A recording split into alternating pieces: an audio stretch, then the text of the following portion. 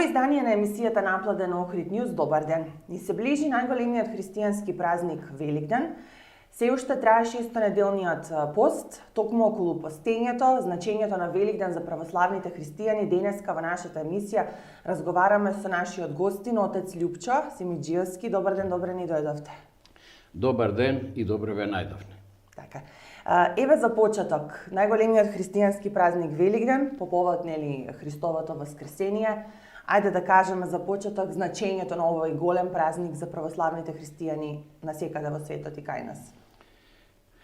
Темел на светата православна вера и црква општо и за нас православните е токму Христовото воскресение.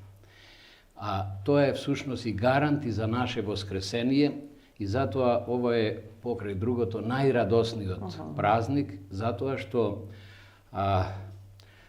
овој настан неслучајно е во самата историја.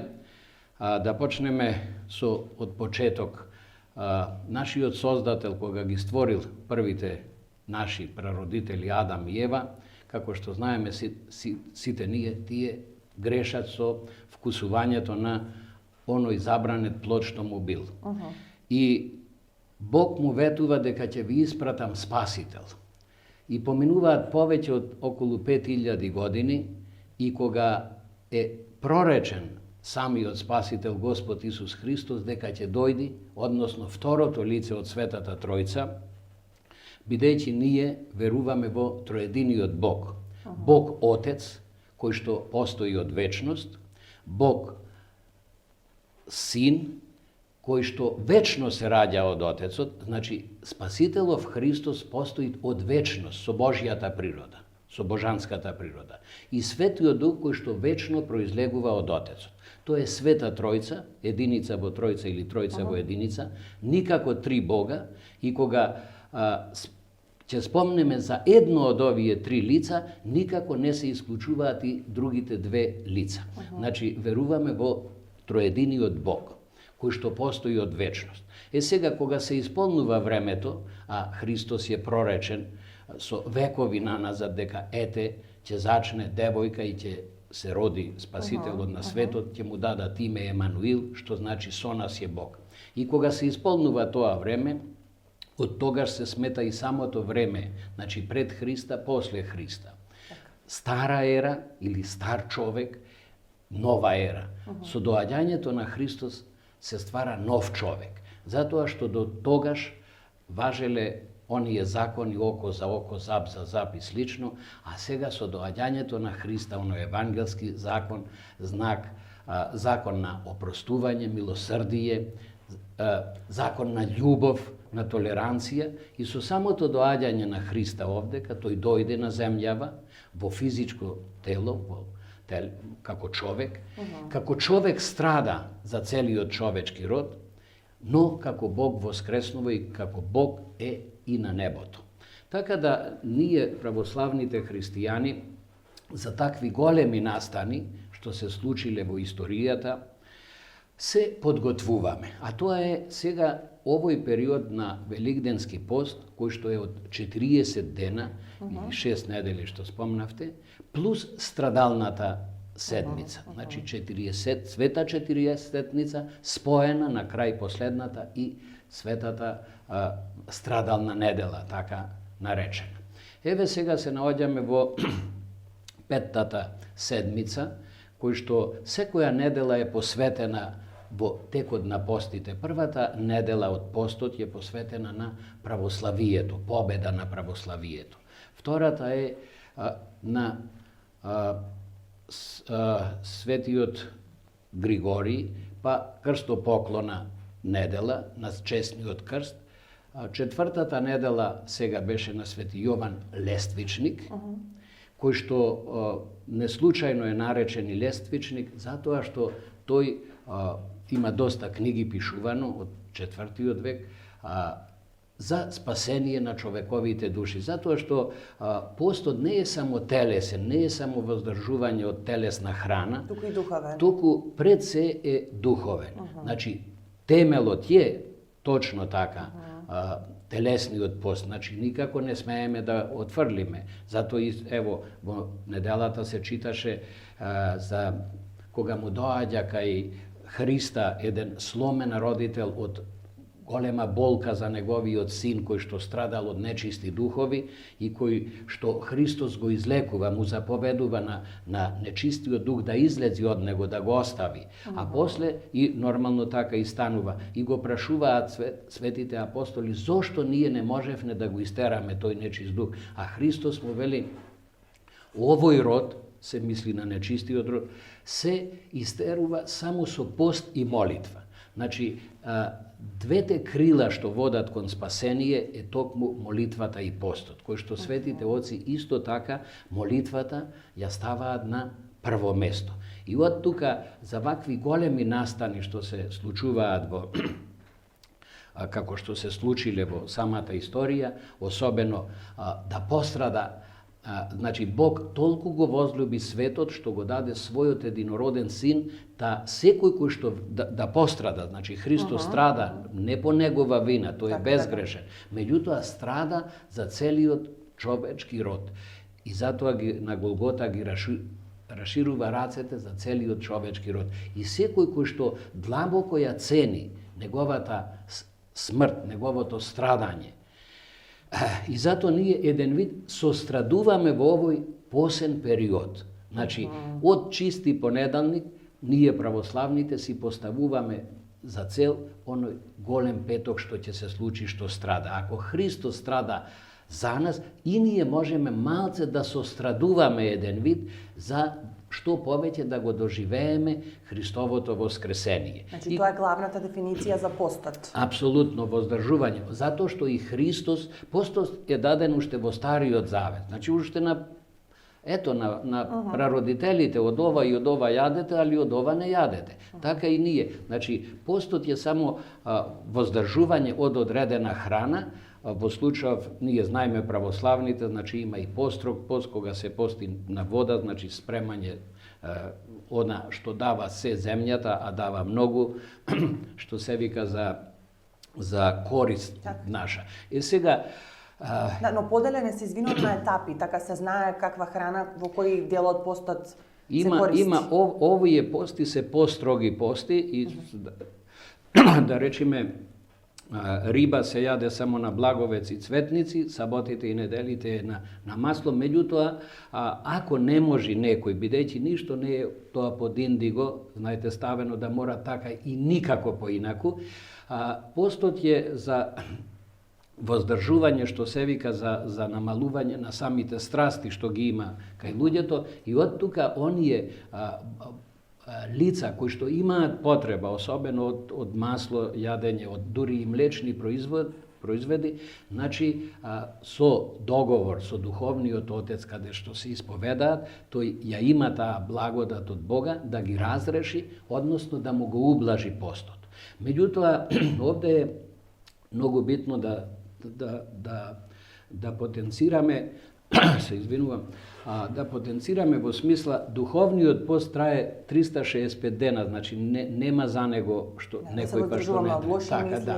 Апсолутно, и самиот Христос вика кога постиш, пости со очите, значи да не гледаме во овој случај да си ограничиме дека ќе изгледаме еден дневник и не мора повеќе да гледаме пред телевизорот, што се вика. Исто така, молитвата е многу битна и од тука во светите храмови во овој период, особено првите 5 петоци, во попладневните часови се служи акатист, то се кратки песни упатени кон Мајката Божја, пошто таа е посредница помеѓу како и светителите, ама особено Мајката Божја, која што се молиме на неа за да бидат пренесени молитвите на незиниот син и незиниот Бог, пошто Бог е на сите. Така да во попладневните часови во петоците се прават тие молитви кои што верниот народ доаѓа во црквите, зема учество на тие свети молитви и обично еднаш во годината, а некои повеќе пати, го крева она петтолебие со имињата запишани за здравје, за среќа, за напредок. и се собира, значи, доста во црквите. Тоа е посебен чин на крајот од акатистот, каде што се молиме, тие се прекрасни молитви. Сето ова што го кажуваме, знаете, жално е што луѓето, баш скоро читав, жално е, вика, за свештеникот кој што ќе го крсти детето и повеќе не го гледа во храмот. Значи, треба да се носат децата во храмот, да земаат активно учество. Тоа го прават, али го прават одреден број на родители. Така да црквата е жива материја и црквата е народот фактички, а храмот се извинувам, ја собира црквата. Имавме 2 години на пандемија. Дали сега луѓето почна масовно, како и порано, да се враќаат кон црквите? Знаеме дека за прославата на Великден имавме одредени рестрикции, карантини. Сега на крајот на постот ќе се случи светата причест, нели, како што и беше порано, така? Обично секоја недела се собираат и се причестуваат верниот народ, меѓутоа нормално помасовно на самиот ден, Великден, и пред тоа, нормално во сите недели, се забележува благ пораст, мислам општо. Пандемијата би и помина. Сега, оној период што беше, значи, наназад, она духовно мртвило во мислам на децении наназад, некако се оддалечени од самата црква, поинаку е пропагирано за самата црква, меѓутоа едно да се знае дека црквата многу помага. Во смисла самите молитви, самото присуство на Бога, нема потреба да го имаме Бога за брза помош само кога сме во неволја. За жал, голем процент, има и една изрека, нема вистинско молење без во тешкотија кога сме. Во ред тоа, меѓутоа, зошто тоа да го правиме, да го бараме Бога за брза помош кога имаме потреба, она последно, секаде бев па ај уште во црквата да појда, место прво да се појди на изворот, кај што водата е најчиста, а самиот извор е лекарот над лекарите, Господ Исус Христос. Ние во последно време гледаме како се прават чуда во околината, како православни сме обколени, дали во Грција, во Србија и слично, и кај нас, значи се излекуваат од тешки болести, значи за Бога се е можно, затоа што тој е како творец на се и некој пат, ако треба, и самите природни закони ги менува. Сега, Бог е со нас толку колку што веруваме. И затоа велам, многу е лесно да се осудува, особено тие во црквата, а никој пат човек да не пошол таму, да не ја осетил благодатта Божја. Благодат е она што ни се дава бесплатно од Бога. Да го почувствуваме Бога во самите храмови на светите литургии.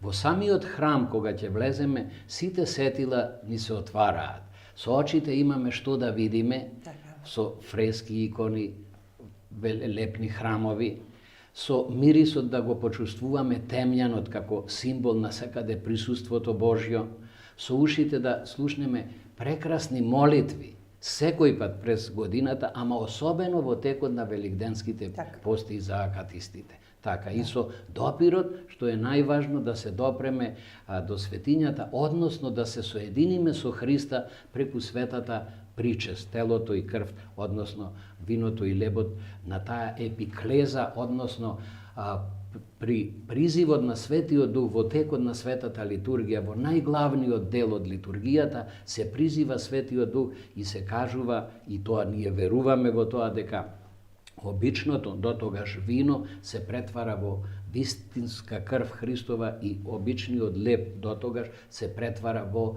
тело Христово. Значи Христа цел го примаме во себе. А тоа е посебна радост. Верувајте, значи, ние ја доживуваме и некој ќе поставува прашања, па како, ево, спомнавте и пандемија и слично пренесување.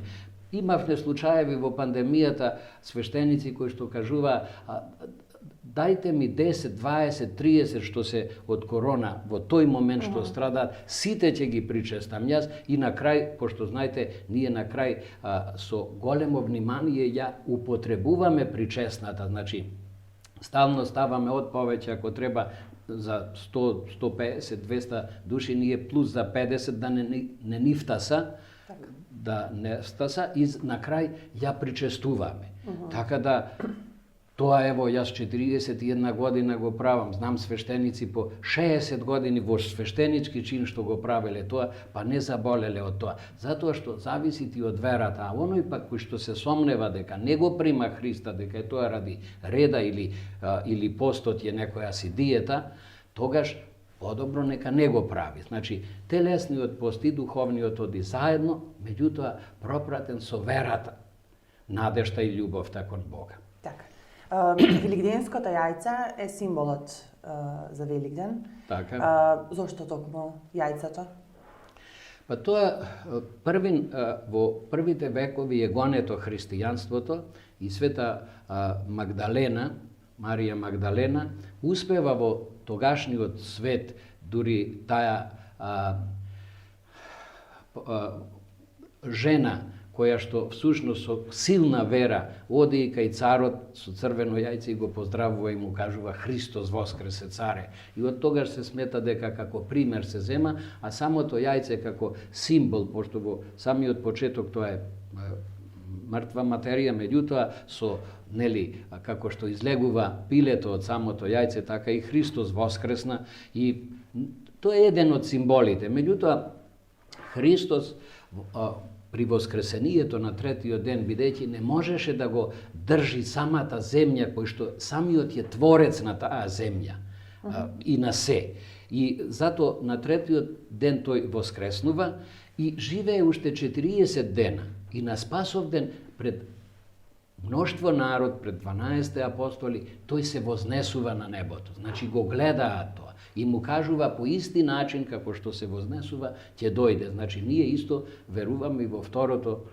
славно пришествие, односно тогаш кога, како што се вели во Светото писмо, кога ќе се крени народ против народ, царство против царство, кај мнозина љубовта ќе оладе, а сето тоа го гледаме пред наши очи, тогаш ќе дојде Христос. И тогаш, што би рекол на Толстој една мисла, вика време не постои, постои само миг, во кој миг треба да ја покажеме добрата или лоша страна. Со други зборови да застанеме или оддесно на Христа во рајот, или одлево, кој што ќе ги слушнеме зборовите, значи никој пат не сум ве познавал. Значи ние толку колку што го имаме во овој привремен живот Христос, а без Христа сме никој ништо. Значи, нема, не знам какви материјални богатства, тие се попразни и попразни во душата. И на крај дури некој и ќе го замрази самото богатство, затоа што не му помага тоа. А вера во Христа, особено апостол Павле што вика, убаво е од младини да се следи Христос. Затоа што ѓаволот одлага секој пат во сегашно време и на младите му вели има време, терајте го овој живот порочен и за жал влегуваат во разни пороци и го уништуваат и собственото здравје, знаете.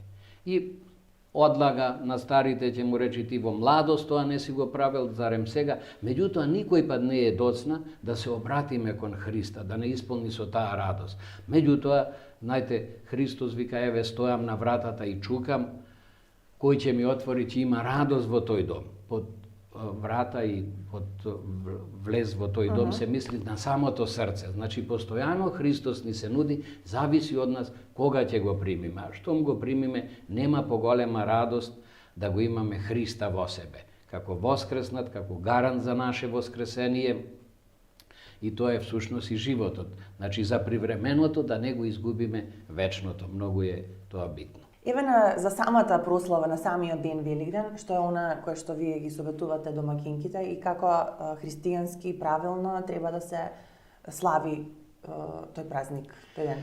Па првен да се присуствува на светите литургии, тоа е број 1, на духовната радост во полноќ, таа е единствена во годината ноќ која што е облеана со најмногу свеќи, затоа што обично во полноќ кога ја слушаме радосната вест, обично и се држат свеќи. Тоа се прави во целиот свет, во православниот свет. Така да првин да се земе тоа духовно учество и бидејќи постено, кој колку можел што се вика, отпосле, како што се вели во самиот типик, на трпезата се изнесува она се најдобро. Со кратко и јасно кажан. Кој колку може. Така, али најдоброто за нормално да се почувствува и телото, бидејќи ето и се воздржувало толку период. Така да, меѓутоа, има периоди веќе кога навикнува човекот, знаете, во постот и тогаш и со помалце е многу понајаден, знаете.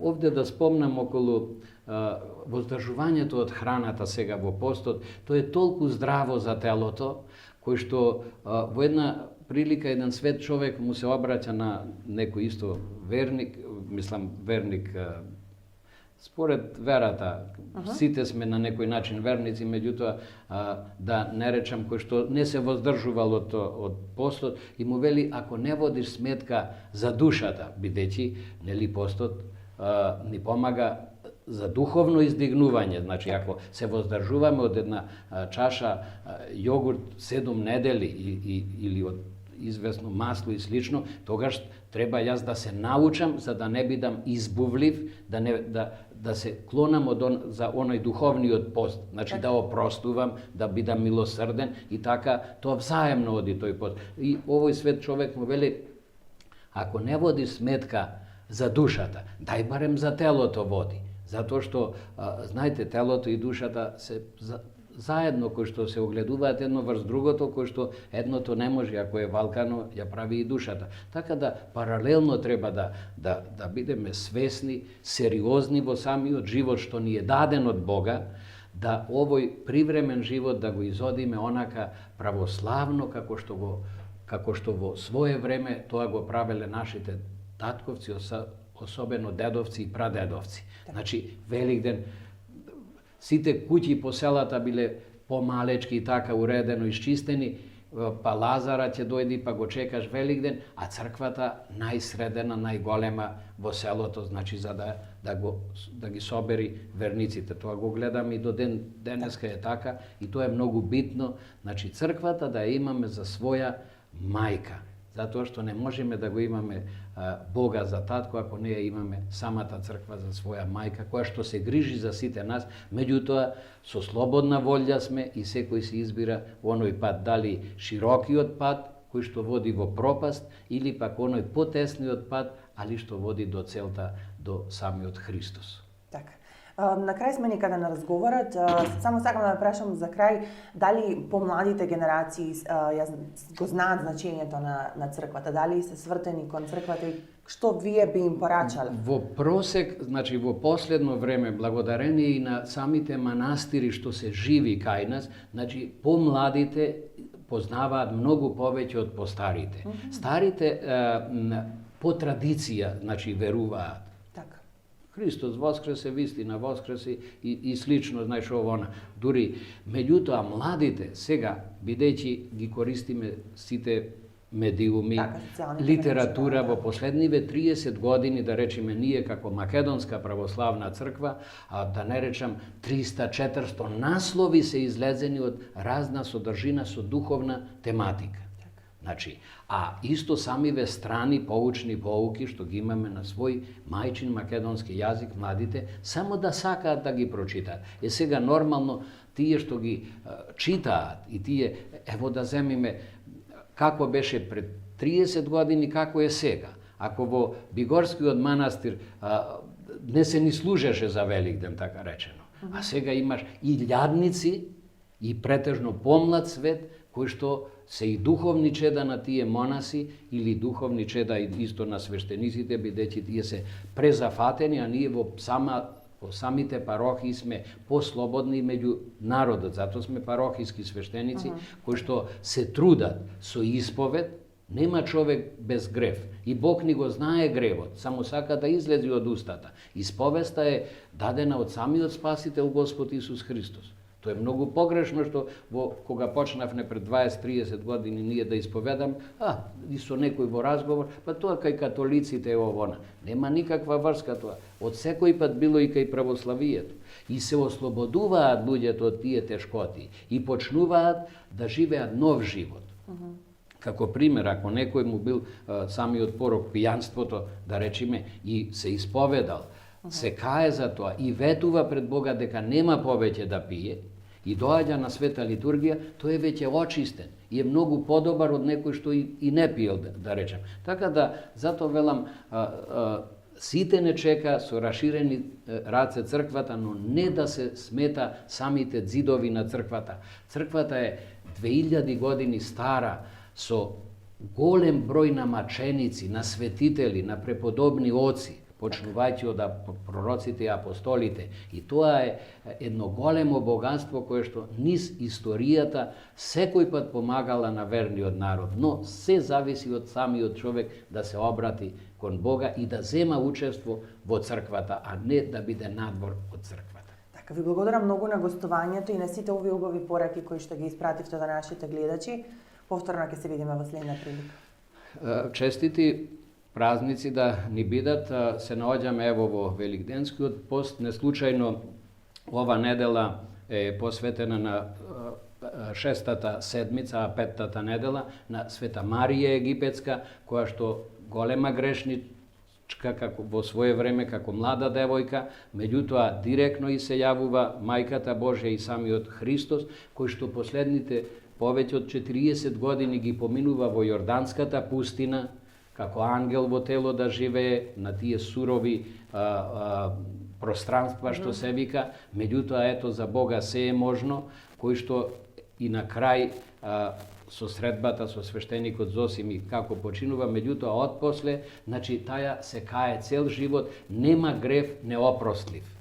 Дури и не мора толку ние 40 години во пустина да одиме како таа, меѓутоа не случајно Светата Црква ја ставила за да ни покаже дека и за нас да не охрабри, дека на вистина веќе последната недела, односно шестата седмица од постот, да издржиме во постот, ако тоа бидејќи е можно со Божја помош.